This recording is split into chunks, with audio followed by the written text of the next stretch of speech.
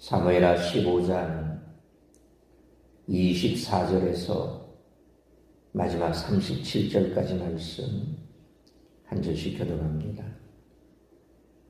왕이 사독에게 이르되 보라, 하나님의 궤를 성읍으로 도로 메어 가라. 만일 내가 여호와 앞에서 은혜를 입으면 도로 나를 인도하사 내게 그 궤와 그 계신 데를 보이시리라.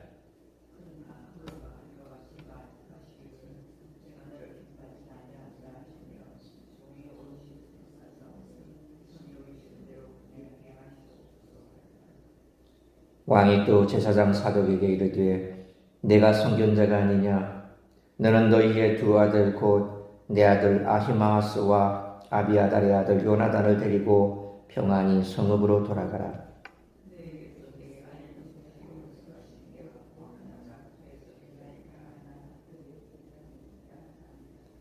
사독과 아비아달이 하나님의 궤를 예루살렘으로 도로 메어다 놓고 거기 머물러 있으니라.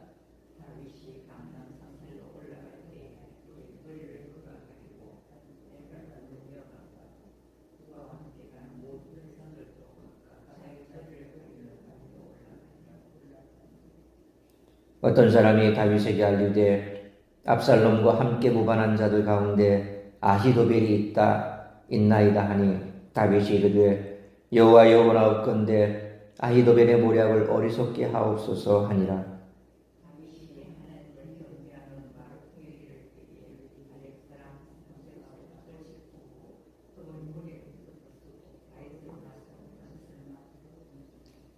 다윗이 그에게 이르되 네가 만일 나와 함께 나아가면 내게 누를 끼치리라.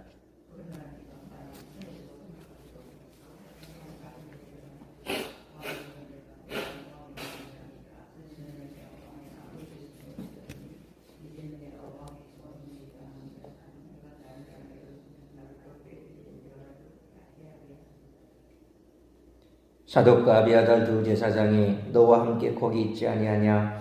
내가 왕의 궁중에서 무엇을 듣든지 사독과 아비아달 두 제사장에게 알리라.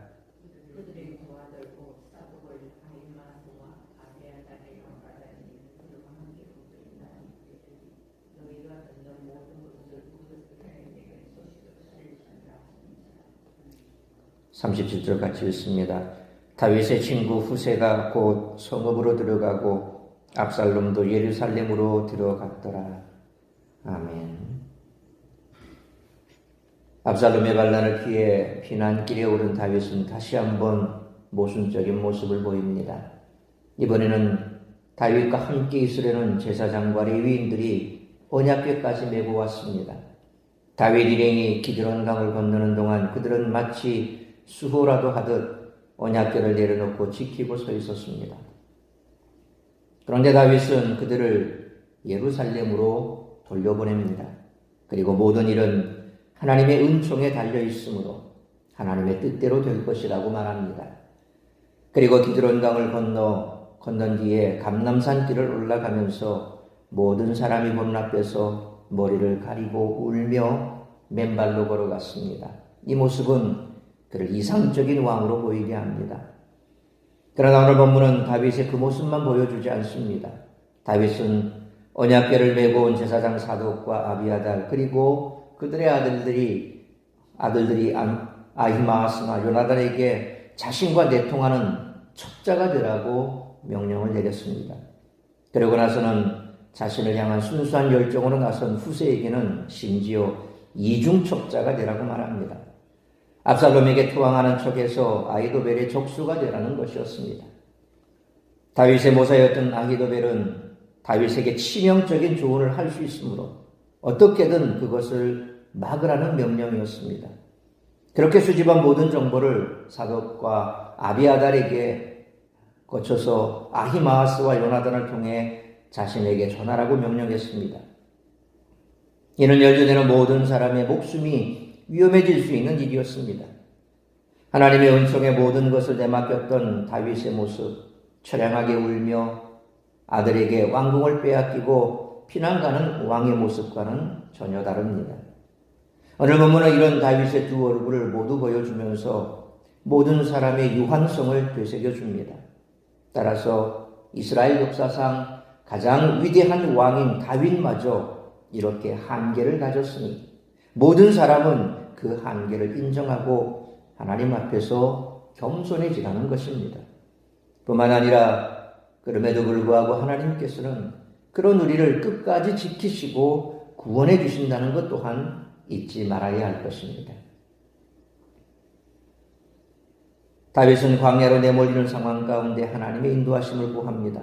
그는 기본적으로 하나님을 경외하고 하나님 말씀에 순종하는 삶이 몸에 밴 사람이었지만 집안 내 갈등이 극심했던 상황 속에서 하나님께 나아가 간구하는 모습은 찾아볼 수 없었습니다. 하지만 그는 광야를 목전에 두고 다시 하나님을 찾습니다. 이것이 광야에서 누리는 복입니다.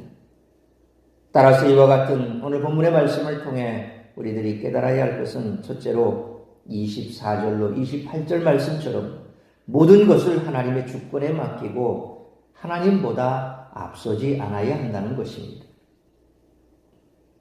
24절 말씀처럼 제사장 사독과 그에 함께한 모든 레위인이 언약궤를 메우다 밖에 내려놓고 다윗과 백성들이 성전에서 나오기를 기다리고 있었습니다. 다윗과 백성들이 나오면 언약궤와 함께 이동할 참이었던 것입니다. 하지만 그것을 본 다윗은 25절 말씀처럼 궤를 다시 성 안으로 옮기라고 지시합니다. 그러면서 26절 말씀처럼 자신이 언약궤의 의지에 목숨을 부지하려 하지 않고 모든 일의 결과를 하나님의 은총으로 돌립니다. 사실 백성들은 하나님이 언약궤의 임재에 계시기 때문에 그것이 전쟁터에 있으면 어떤 싸움이든 승리한다고 여겼습니다. 다윗이 두 번의 시도 끝에 그 궤를 간신히 예루살렘으로 들여온 것도 신정왕국을 세우기 위해 하나님의 임재가 꼭 필요했기 때문입니다. 그런데 다윗은 그 궤를 다시 예루살렘 성 안으로 돌려보냈습니다.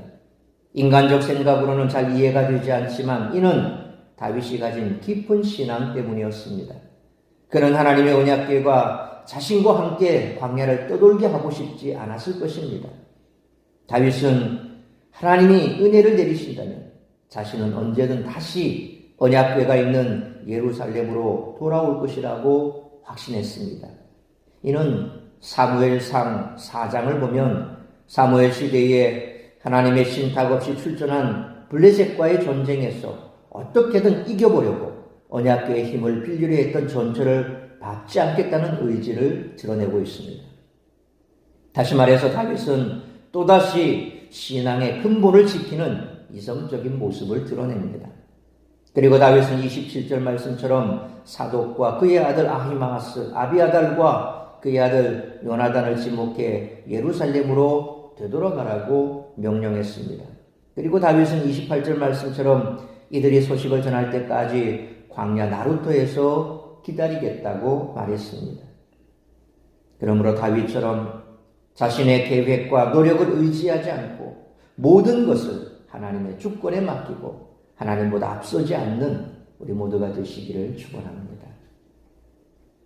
두 번째로 29절로 31절 말씀처럼 내 힘과 능력으로 할 수 없는 일을 만나면 기도해야 한다는 것입니다. 29절 말씀처럼 사독과 아비아달은 다시 예루살렘으로 돌아가 그곳의 동태를 살피는 임무를 부여받았습니다. 그리고 다윗은 30절 말씀처럼 머리를 가리고 맨발로 울면서 피난길을 갔습니다. 머리를 가리는 것은 수치심을 나타냅니다. 반역을 일으킨 아들을 피해 도망가는 자신의 신세가 하나님과 사람 앞에 너무나도 수치스러웠던 것입니다. 또 고대 근동 문화에서 맨발로 걷는 것은 비천한 노예들의 모습이었습니다. 다시 말해서 다윗은 자신을 최대한 낮추고 자신의 부족함을 인정하며 걸어갔던 것입니다. 이런 다윗에게 더 충격적인 소식이 전해집니다. 31절 상반절 말씀처럼 압살롬과 함께 역모를 꾸민 자 중에 아히도벨이 있다는 소식이었습니다. 아히도벨은 다윗을 도운 뛰어난 모사이자 밧세바의 외조부였습니다. 그런 그가 압살롬의 반역에 동참했으니 다윗에게는 큰 충격이었을 것입니다. 그 소식을 접하자마자 다윗은 31절 하반절 말씀처럼 그들의 모략을 어리석게 해달라며 간절히 하나님께 기도합니다. 그러므로 다윗처럼 내 힘과 능력으로 할 수 없는 일 앞에서 절망하지 말고 그때가 하나님이 역사하실 때인 줄 알고 기도하는 우리 모두가 되시기를 축원합니다. 세 번째로 32절로 37절 말씀처럼 하나님은 어떤 어려움과 위기 가운데서도 지키시고 구해 주신다는 것입니다. 암논 사건 이후 다윗이 하나님을 찾는 장면은 이번이 처음입니다.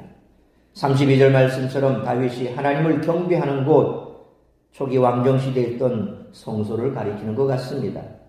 그 하나님을 경배하는 곳에 이르렀을 때 아렉 사람 후세가 옷을 찢고 머리에 흙을 덮어 쓰고 그를 찾아왔습니다. 비통한 상황 속에 있는 다윗의 고통을 자신도 공감한다는 표현이었습니다. 그런 팔레스타인 원주민으로 이스라엘 민족에게는 이방인이었지만 다윗과는 우정을 나눈 사이였습니다. 다윗은 33절 말씀처럼 그런 후세에게 자신과 함께 오면 누가 될 것이라고 말했습니다. 이 말은 후세가 능력을 발휘할 자리가 아니라는 뜻입니다. 다윗은 34절 말씀처럼 그에게 이중첩자 역할을 맡겼습니다. 다윗은 35절 말씀처럼 예루살렘에 벌써 자신이 배치해 놓은 제사장들에게 알려주라고 했습니다. 그 다음 정보 전달자로는 36절 말씀처럼 두 제사장의 아들인 아히마아스와 요나단을 지목했습니다. 사무엘서 저자는 37절 말씀처럼 후세를 다윗의 친구라고 소개하는데 이는 왕과 특별한 관계에 있는 사람을 일컫는 용어로 여겨집니다. 그리고 후세는 기꺼이 궁으로 들어갑니다. 목숨을 걸고 적진으로 들어가는 친구를 두었다는 것만으로도 평소 다윗이 얼마나 훌륭한 인격자였는지를 짐작해 볼 수 있습니다. 과거 다윗이 사울을 피난해서 다닐 때에 이전에 자기가 살던 곳에 그 우물물을 마셨던 기억을 하면서 애통했던 적이 있었죠. 그러자 그를 따르는 군사들 가운데 2명이 나서서 목숨을 걸고 물을 구해오지 않습니까? 다윗은 그것을 보고 호통을 쳤지요. 왜 호통을 쳤습니까? 아무리 나를 위해서 목숨을 아끼지 않는다 하지만 그러나 이와 같은 어리석은 짓을 왜 했냐고, 거기가 어디라고 거기까지 가서 이 물을 구해왔냐고 호통을 쳤던 다윗이나 다윗을 위해서 목숨 걸고 물을 구해온 그들이나 얼마나 그들의 관계가 참 대단했는지 알 수 있죠. 그러니까 다윗이 사울을 피해서 도망다니던 그런 시대에도 다윗을 위해서 목숨을 바쳤던 그런 많은 따르는 자들이 있었고 그들이 그렇게 다윗을 따를 수 있었던 게 뭐겠습니까? 다윗의 인격이었던 겁니다. 아껴주고 사랑하고 보듬어주고 다윗 역시도 그들을 위해서 목숨을 아끼지 않는 그런 모습을 보여줬기 때문에 그의 리더십이 그랬기 때문에 다윗을 따랐던 것이죠. 후세 역시도 이처럼 다윗이 왕좌에서 내려와서 마치 노예가 도망가듯이 맨발로 그렇게 울며 떠나가는 모습을 보면서 얼마나 가슴이 아팠는지 그에게 돌아와서 이처럼 자신이 직접 그 다윗의 이중첩자 노릇을 하겠다고 자청했던 것을 보면 참 다윗이 지금까지 살아오면서 얼마나 많은 사람들에게 좋은 인격을 끼쳤는가 하는 것을 볼 수가 있습니다. 우리 역시 마찬가지입니다. 우리 주변에 아무도 없다. 내가 어려울 때 내가 도움을 구할 사람이 아무도 없다. 연락을 취해서 내 깊은 마음을 하소연할 사람이 아무도 없다. 그렇다면 인생을 잘못 살은 거겠죠. 물론 우리가 하나님 앞에 나아가서 우리의 마음을 토하면 됩니다. 그런데 우리는 이 땅 가운데서 사람의 관계 속에서 살아갑니다. 많은 사람들과 관계를 맺고 살아가는데 그 많은 사람들과 관계 속에서 진정으로 나를 위로해 줄 사람이 없다라고 한다는 것은 참 내가 어떻게 살았을까 돌이켜 봐야 되겠죠. 후세는 바로 다윗에게 이처럼 많은 감화를 받았고 또 다윗 역시도 그를 얼마나 아꼈는지를 짐작해 볼 수 있습니다. 또 때에 따라 돕는 손길을 보내주시는 하나님의 신실함 역시 우리가 발견할 수 있습니다. 그래서 하나님은 우리가 이 땅 가운데 살아갈 때에 정말 기적적인 역사를 일으키기도 하시지만 항상 관계 속에서 우리에게 역사하십니다.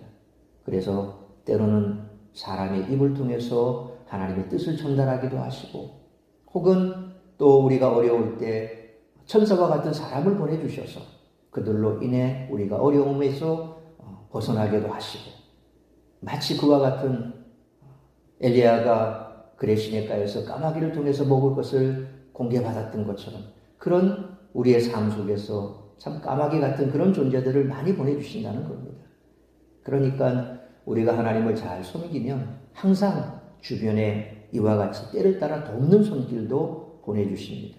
그러므로 다윗의 피난길에 그를 도와줄 사람을 만난 것이 전적인 하나님의 은혜였듯이 어떤 어려움과 위기 가운데서도 하나님께서 지키시고 구해주실 것을 믿는 믿음으로 살아가는 우리 모두가 되시기를 축원합니다.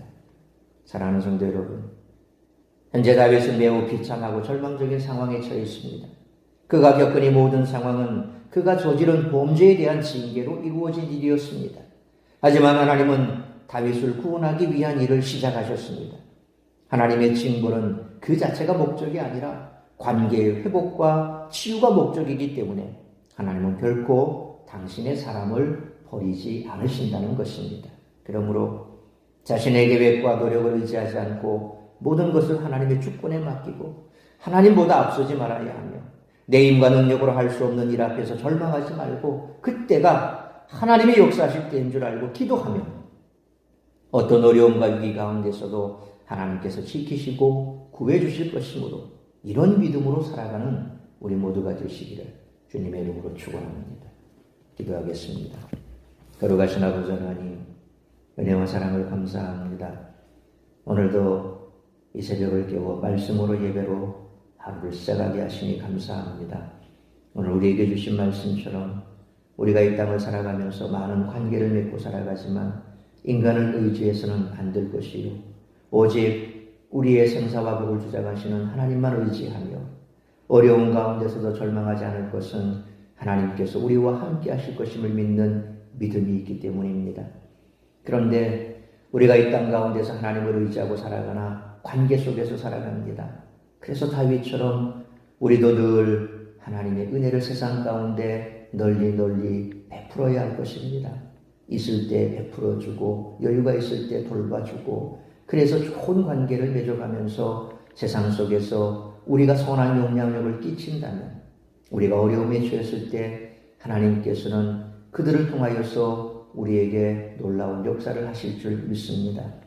그러므로 우리가 고난 가운데 좌절하고 낭망할 것이 아니라 하나님 앞에 그때가 우리 하나님의 역사하실 때인 줄 알고 기도로 나아갈 것이요 뿐만 아니라 우리가 세상 가운데서 내 지혜와 능력과 또 내가 가지고 있는 그 지위를 가지고 모든 것을 앞서 행하려 할 것이 아니라 먼저 하나님 앞에 묻고 하나님께서 우리를 인도하시는 길로 순종하며 나아가는 자세가 필요할 것입니다. 그러므로 오늘 우리의 삶 가운데 놓여있는 해결되지 않은 문제 앞에서 낭망하고 좌절하고 절망하는 우리의 삶이 아니라 하나님 앞에 다 되어 맡기며 하나님의 은총을 구하고 바로 그때가 하나님의 역사하실 때인 줄 알고 믿음으로 담대히 나아가는 우리 성도들이 되게 하여 주옵소서. 오늘도 우리가 생활하는 그 삶의 바운더리 안에 들어있는 많은 사람들과 더 좋은 관계를 맺어가며 그들에게 선한 영향력을 끼치고 또한 복음으로 그들을 구원할 수 있는 우리 모든 성도들이 되게 하시고 오늘도 우리가 처한 환경이 어떠하든지 좌절하거나 낭망하지 아니하고 믿음으로 달려가는 우리의 삶이 되게 하여 주옵소서. 오늘 이 한 날도 나를 통하여 이루고자 하는 그 하나님의 뜻만이 이루어지기를 간절히 빌고 소원하오며 이 모든 말씀 우리 주 예수 그리스도의 이름으로 기도하옵나이다. 아멘.